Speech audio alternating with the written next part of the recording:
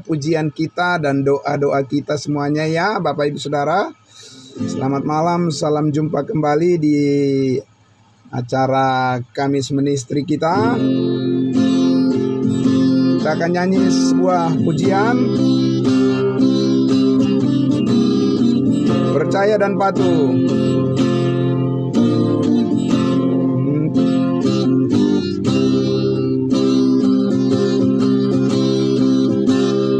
Kalau taat Tuhan dalam hidup ini, sinar sabdanya jadi suluh, dengannya di samping hidup damai senang, beserta yang percaya patuh. Percayalah, patuh pada Allah, agar hidup bahagia. Percaya patuhlah.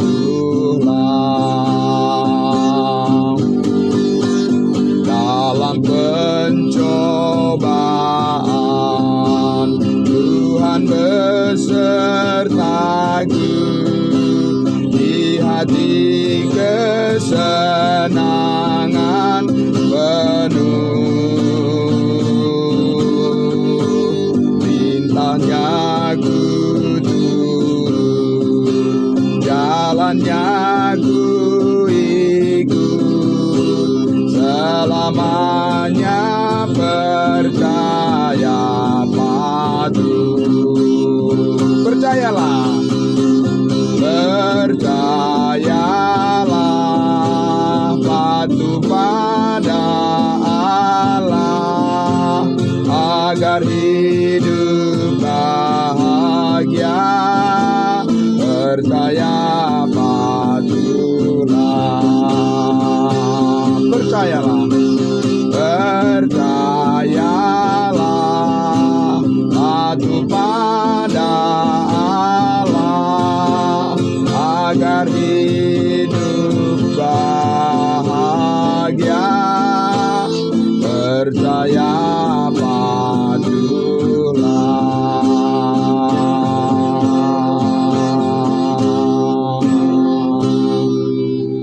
Baik, puji Tuhan. Ya, terima kasih buat saudara-saudaraku semuanya yang sudah bergabung pada malam hari ini. Salam sehat untuk kita semua. Salam jumpa kembali saudara-saudaraku, Bapak Ibu semuanya. Ya, seperti yang sudah saya sampaikan dalam pengumuman kita di grup-grup kita atau melalui Japri, WhatsApp, bahwa kita hanya masih bisa menggunakan hanya sekitar 40 menit ke depan. Zoom kita masih dalam perbaikan sampai nanti di bulan depan baru bisa normal kembali. Jadi Bapak Ibu Saudaraku yang dikasihi Tuhan Yesus, jadi saya langsung memimpin saja doa kita, dan mari kita menyambut untuk perenungan pemberitaan firman Tuhan malam hari ini. Mari saudara-saudaraku, kita tundukkan hati kita, mari kita berdoa. Bapa di dalam surga, benar ya Bapa, seperti pujian yang kami naikkan kepadamu ya Bapa, percaya dan patuh kepada kebenaran kasih karunia Tuhan yang telah melayakkan kami menjadi milik-Mu, menjadi hamba-hamba-Mu, dan juga menjadi pesaksi-pesaksi kebenaran-Mu di tengah-tengah dunia ini, menjadi terang bagi semua orang. Kami bersyukur ya Tuhan Yesus, karena Engkaulah yang menyertai hidup kami dengan kasih-Mu yang sempurna, sehingga sebagaimana kami ada saat ini adalah semuanya karena kasih karunia Tuhan. Terima kasih Bapa di surga, diberkati semua saudara-saudara kami yang sudah bergabung di dalam ibadah Zoom online kami pada malam hari ini, juga yang ada mengikuti dari live streaming Facebook. Tuhan memberkati semuanya. Terima kasih Bapa di surga, kami bersyukur di dalam nama Tuhan Yesus kami menyambut kebenaran firman-Mu. Haleluya, amin. Amin, puji Tuhan. Ya, sekali lagi selamat malam untuk kita semuanya. Tuhan memberkati saudaraku yang masih di dalam OTW, masih dalam perjalanan. Bapak Yohanes Adrian, ya, Evangelis Yohanes Adrian, STH, ya. Salam kudus Bapak, hati-hati di jalan ya. Oke, baik. Ya, terima kasih semuanya. Kita langsung saja dulu pada penguraian firman Tuhan yang sudah kita mulai dari hari Kamis yang lalu, ya. Yaitu kita masih berbicara seputar topik tentang bahasa roh. Iya, bahasa roh. Kita sudah membahas minggu lalu, Bapak Ibu Saudara, bahwa bahasa roh atau bahasa lidah itu ada di dalam Alkitab. Bahasa roh itu adalah ajaran Alkitab, ya. Jadi jangan kita katakan bahwa bahasa roh itu bukan ajaran Alkitab, itu ajaran Alkitab, ya, Bapak Ibu Saudara. Ada di dalam Alkitab namanya bahasa roh atau bahasa lidah, ya. Sehingga kita harus memahami dengan baik apa yang diajarkan oleh Alkitab tentang bahasa roh dan apa yang kita lihat di zaman sekarang ini sesuai atau tidak. Lalu kita memutuskan bagi diri kita masing-masing yang mana yang harus kita pegang sesuai dengan firman Tuhan. Ya, Bapak Ibu Saudara yang dikasihi Tuhan Yesus, ada teman bertanya kepada saya. Jadi dia tanya, Pak, kalau begitu bahasa roh yang ada yang sering terjadi di KKR misalnya atau di gereja-gereja, ya, saat ini bahasa roh itu benar atau tidak, Pak? Jadi saya jawab, ya, ada atau tidak di dalam Alkitab, ya, yang mereka sebutkan itu, kata-kata yang mereka ucapkan itu ada atau tidak di dalam Alkitab, ya kan? Sandal lama, ya, sikira bala, ada nggak di dalam Alkitab? Kalau tidak ada di dalam Alkitab, berarti itu bukan bahasa roh yang diajarkan oleh Alkitab, ya.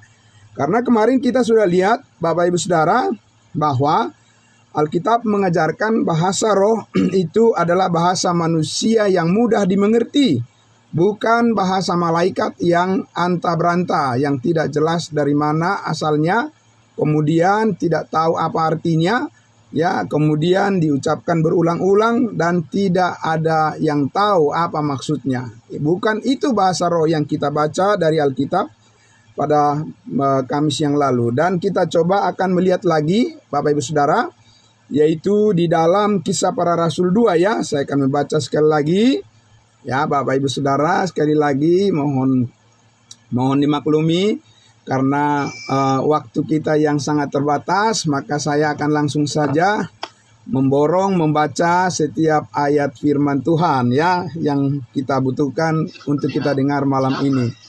Ya, baik. Ya, mari saya akan membacakan untuk kita, Bapak Ibu Saudara, yaitu dari Kisah Para Rasul 2. Kisah Para Rasul 2. Saya akan membacakannya dari ayatnya yang pertama. Saya ulang sekali lagi, ya. Mari kita simak baik-baik, Bapak Ibu Saudaraku, ya. Ya, Kisah Para Rasul 2. Judulnya di situ, judul perikopnya adalah Pentakosta. Ya.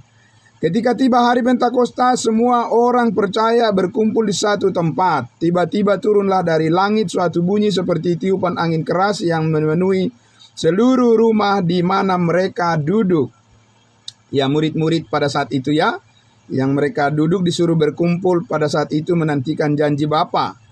Dan tampaklah kepada mereka lidah-lidah seperti nyala api yang bertebaran dan hinggap pada mereka masing-masing. Ayat 4 kita perhatikan. Maka penuhlah mereka dengan Roh Kudus. Penuhlah mereka dengan Roh Kudus. Lalu apa yang terjadi? Lalu mereka mulai berkata-kata dalam bahasa-bahasa lain seperti yang diberikan oleh Roh itu kepada mereka untuk mengatakannya. Apa bahasa-bahasa lain ini? Bapak Ibu Saudara, yang diberikan oleh Roh Kudus itu yang disebut bahasa roh atau bahasa lidah itu apa? Berupa apa atau seperti apa bunyinya? Kan gitu ya. Nah, kita lihat lagi selanjutnya di ayat 5. Waktu itu di Yerusalem diam orang-orang Yahudi yang saleh dari segala bangsa di bawah kolong langit. Dan kita tahu bahwa orang-orang Yahudi ya ada tersebar di berbagai negara, tetapi mereka datang merayakan hari raya Pentakosta ke Yerusalem, ya. Nah, ayat 6 dikatakan, ketika turun bunyi itu, berkerumunlah orang banyak, mereka bingung karena mereka masing-masing mendengar rasul-rasul itu berkata-kata dalam bahasa mereka sendiri. Ya, bahasa dari orang-orang Yahudi yang datang dari segala bangsa, ya. Mereka heran tuh, ya.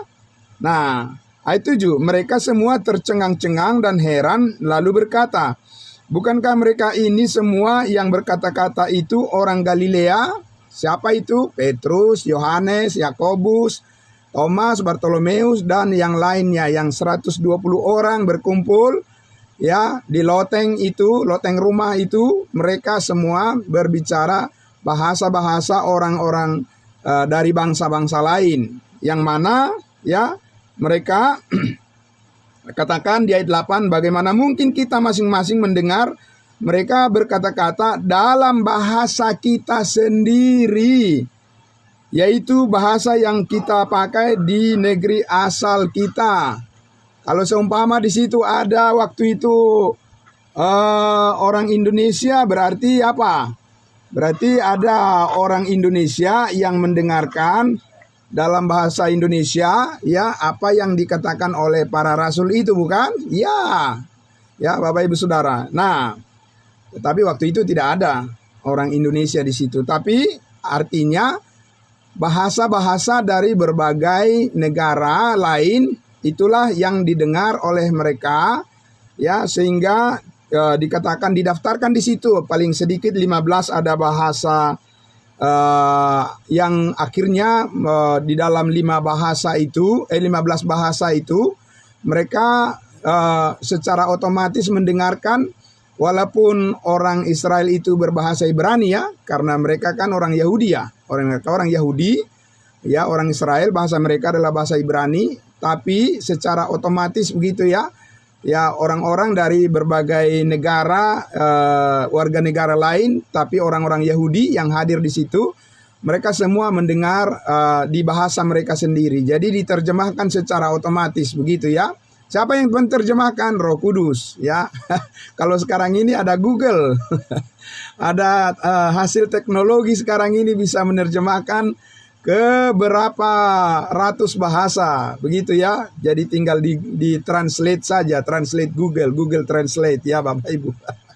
Tapi pada waktu itu ya saudara-saudaraku, itulah ajaibnya tanda-tanda yang diberikan oleh Tuhan kepada orang Israel melalui orang Israel yang percaya, murid-murid pada saat itu, untuk menunjukkan bahwa ya Roh Kudus sedang tercurah atas mereka, atas orang-orang percaya pada saat itu, untuk memenuhi janji Bapa, Allah Bapa, sesuai dengan apa yang disampaikan oleh Nabi Joel dan juga yang sudah disampaikan oleh Yesus Kristus pada masa mereka bersama-sama ketika Yesus di bumi. Nah, Bapak Ibu Saudara yang dikasihi Tuhan Yesus, jadi di ayat 9 dikatakan, kita orang Partia, Media, Elam, penduduk Mesopotamia, ya, Mesopotamia, Iran sana, Yudea, Kapadokia, Pontus, ya, Asia, Frigia, dan Pamfilia, Mesir, di daerah-daerah Libya yang berdekatan dengan Kirene, pendatang-pendatang dari Roma,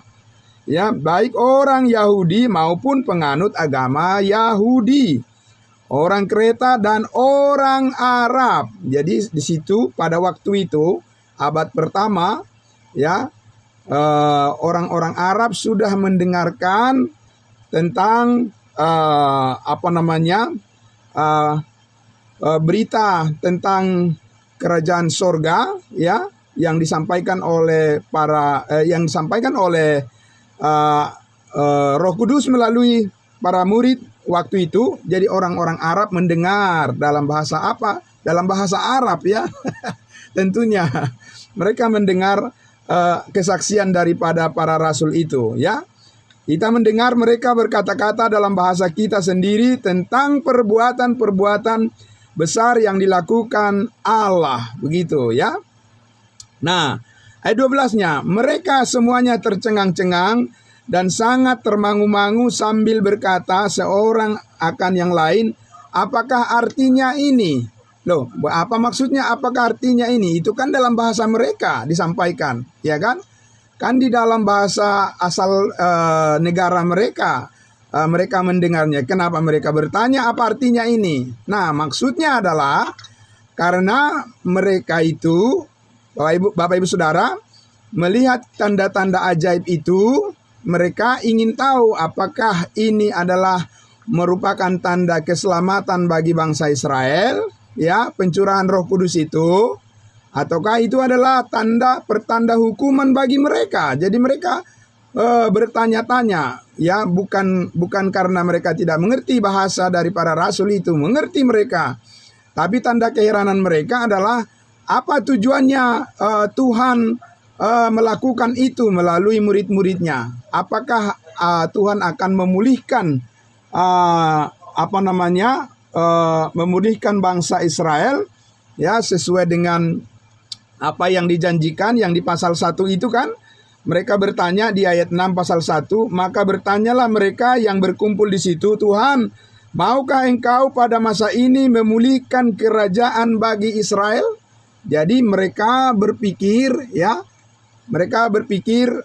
Bapak Ibu Saudara, bahwa dengan turunnya Roh Kudus atau mereka dipenuhi oleh Roh Kudus itu, bahwa sudah ada pemulihan, ya, sudah dekat pemulihan janji Tuhan menjadikan bangsa Israel menjadi kerajaannya, ya, seperti yang dijanjikan kepada Daud, bahwa keturunan Daud akan bertahta di atas tahta Daud untuk selama-lamanya, bahwa mereka akan dipulihkan oleh Tuhan sebagai umat pilihannya. Mereka bertanya, artinya mereka heran dan mereka ingin tahu apa maksud akhir daripada turunnya Roh Kudus itu dengan memberikan pengertian-pengertian menurut bahasa mereka, bangsa-bangsa yang berbeda pada saat itu, ya.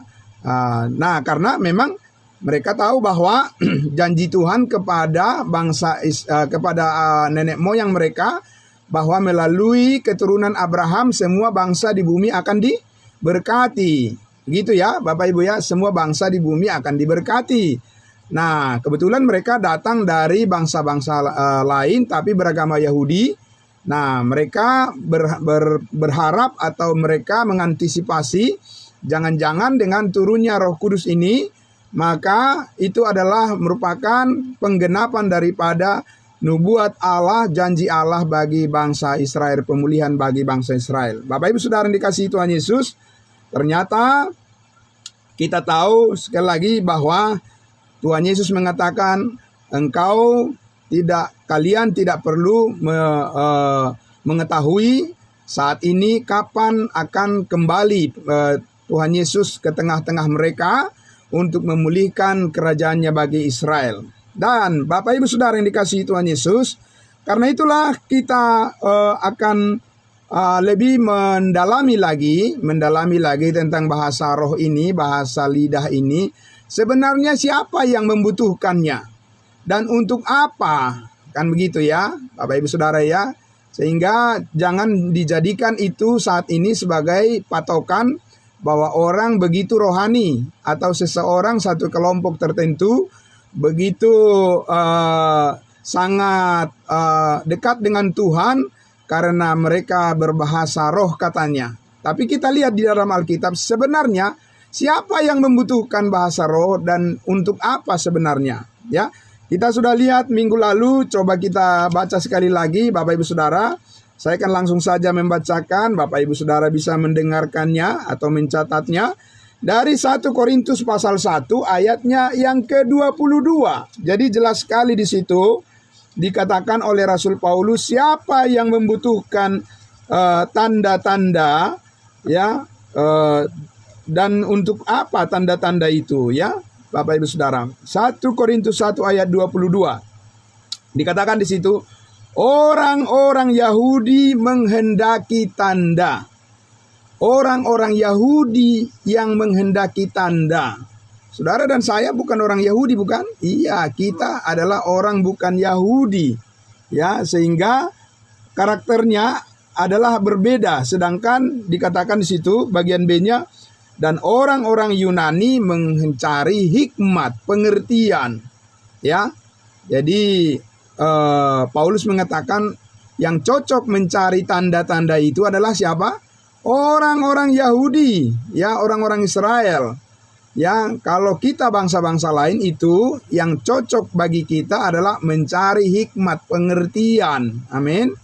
Nah, supaya tidak terjatuh kepada apa yang dikatakan Rasul Paulus di Roma pasal 10 ayat 1 sampai 3. Aku berdoa untuk mereka supaya mereka diselamatkan karena mereka sungguh-sungguh giat untuk Allah tetapi tanpa pengertian yang benar. Kita tidak boleh jatuh kepada keadaan yang seperti itu karena itu adalah gambaran kejatuhan daripada orang-orang Israel. Ya, Bapak Ibu Saudara. Jadi di sini kita lihat sekali lagi bahwa orang-orang Yahudi, bahkan orang Yahudi yang sekarang nih, orang Israel yang lagi berperang nih dengan kelompok pemberontak, katanya teroris Hamas. Ya, itu. Jadi bahkan orang-orang Israel yang sekarang ini, Bapak Ibu Saudara yang dikasihi Tuhan Yesus, mereka bukanlah orang-orang Israel yang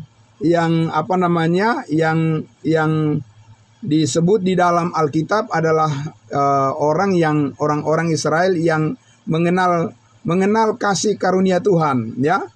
Nah, jadi karena mereka tidak percaya kepada salib Kristus, kan. Nah, Bapak Ibu Saudara yang dikasihi Tuhan Yesus, tapi kita lihat di sini bahwa di dalam 1 Korintus 14, mari kita lihat lagi sedikit lagi 1 Korintus pasal 4, saudara-saudaraku, ya. 1 Korintus pasal 14, karena di sini di pasal 12, 13, 14 Paulus membahas tentang bahasa lidah, bahasa roh, ya. Kita lihat di dalam 1 Korintus 14 dikatakan ayatnya yang ke-22, ya. Ayat 22 saya langsung membacakan untuk kita semuanya.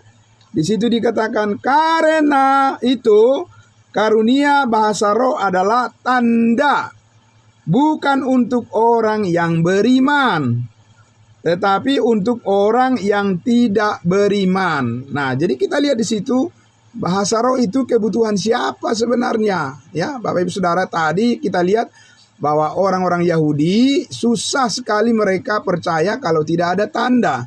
Nah, itu adalah kebutuhan mereka, bukan kebutuhan kita, bukan ditujukan kepada kita.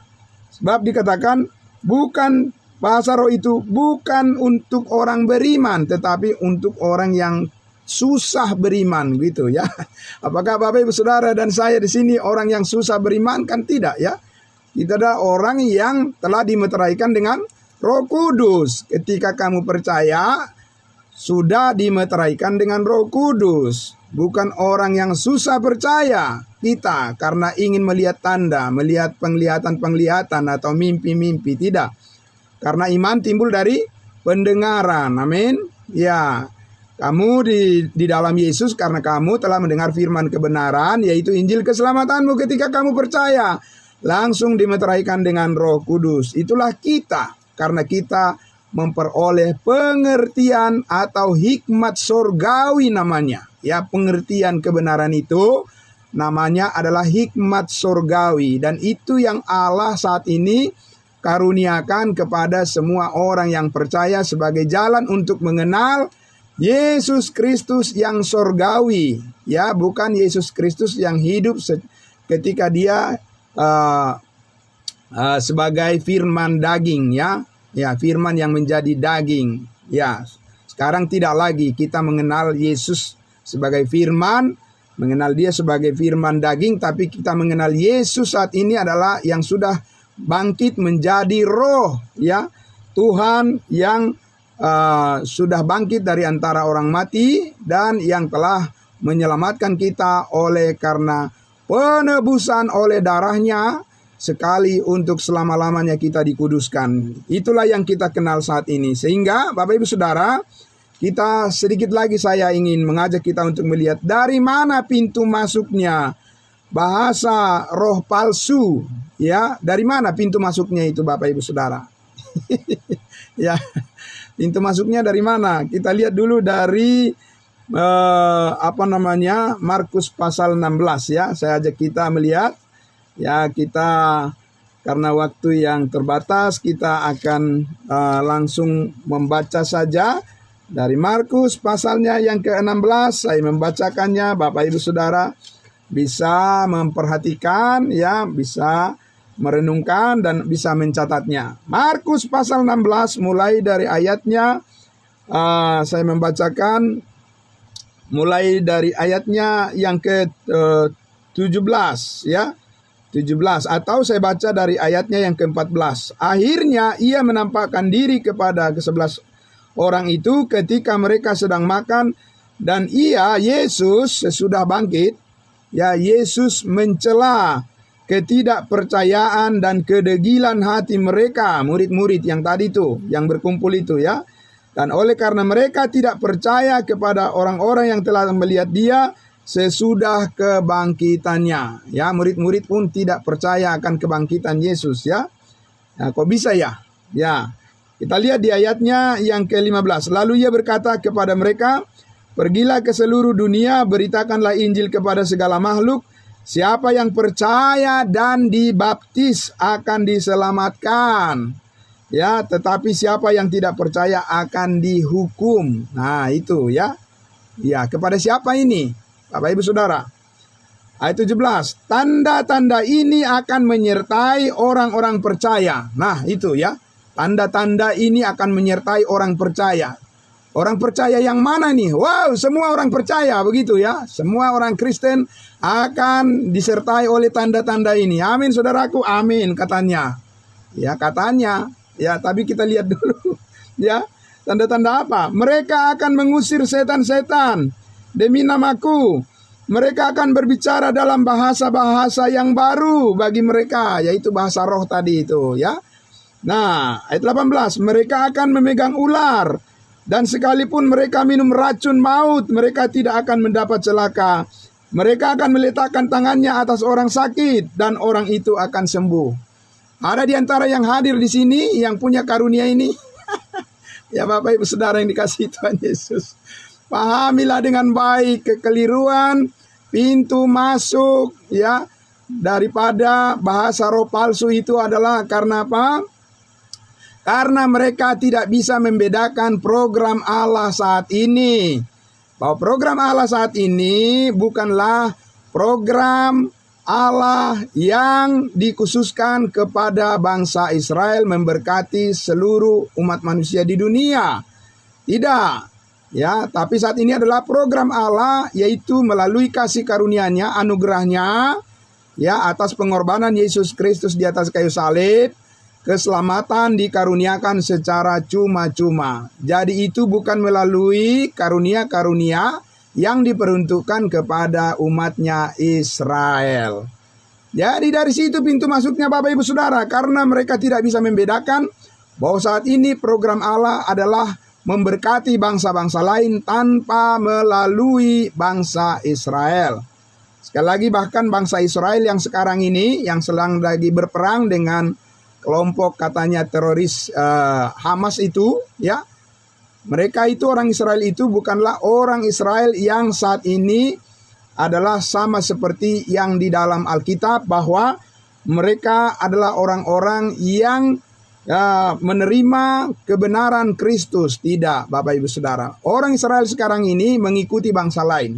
Karena saat ini adalah program kasih karunia Allah memberkati semua orang tanpa perbedaan. Tidak ada Israel, tidak ada non-Israel, tidak ada orang bersunat, tidak ada orang tidak bersunat saat ini. Semuanya disatukan oleh karena iman kepada Yesus Kristus dan dibaptiskan ke dalam tubuh Kristus.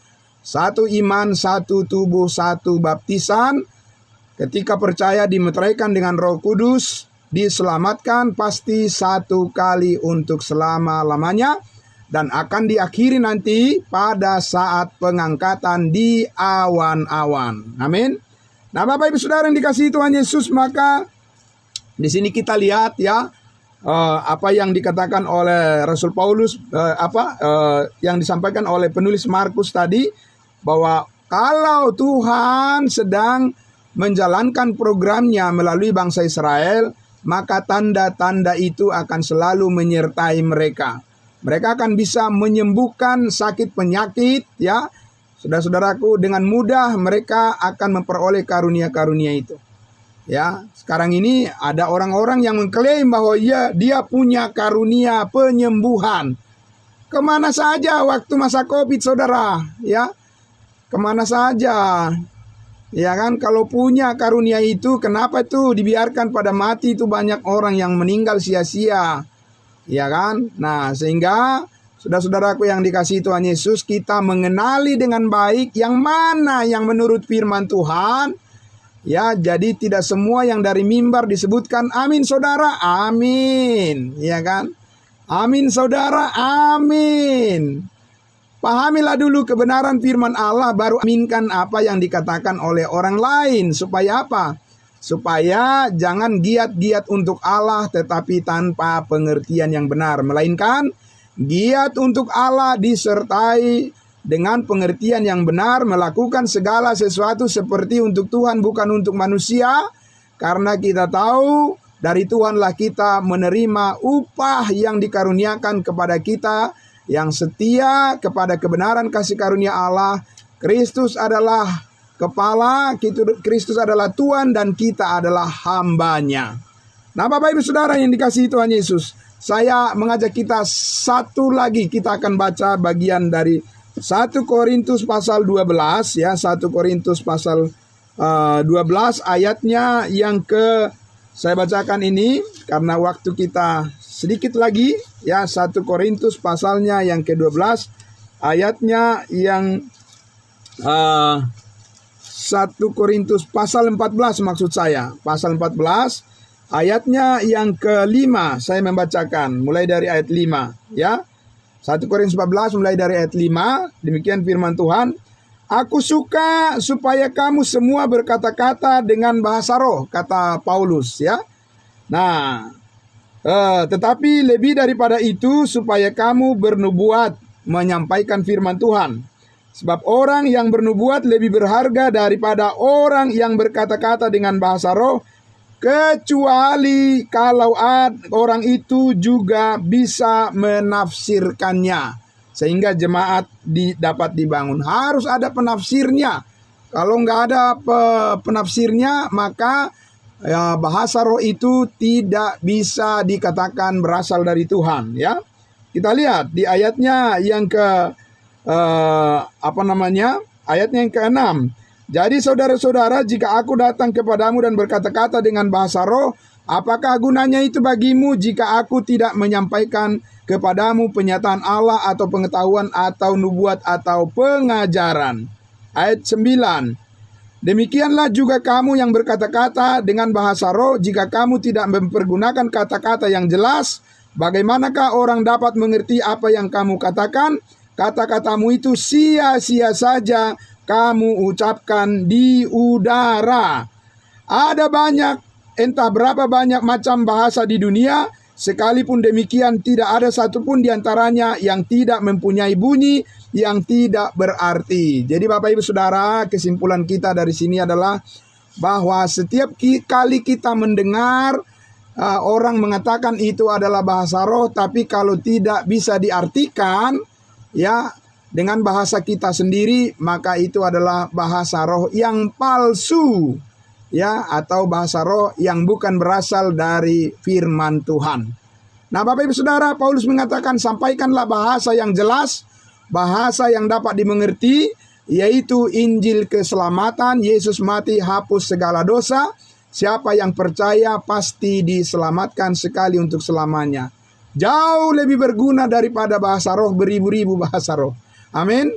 Jadi saudara-saudaraku, itulah firman Tuhan malam hari ini yang dapat saya sampaikan karena waktu kita sudah habis. maka saya harus mengakhiri di dalam doa. Tuhan Yesus memberkati kita semuanya. Mari kita berdoa. Bapa di dalam surga, terima kasih Tuhan memberkati semua saudara-saudaraku yang sudah berkenan hadir pada malam hari ini untuk mendengarkan kebenaran firman-Mu. Dan kami ingin kejelasan, dan kami ingin kebenaran, dan Roh Kudus yang mengerjakannya, dan firman-Mu yang akan membuktikannya.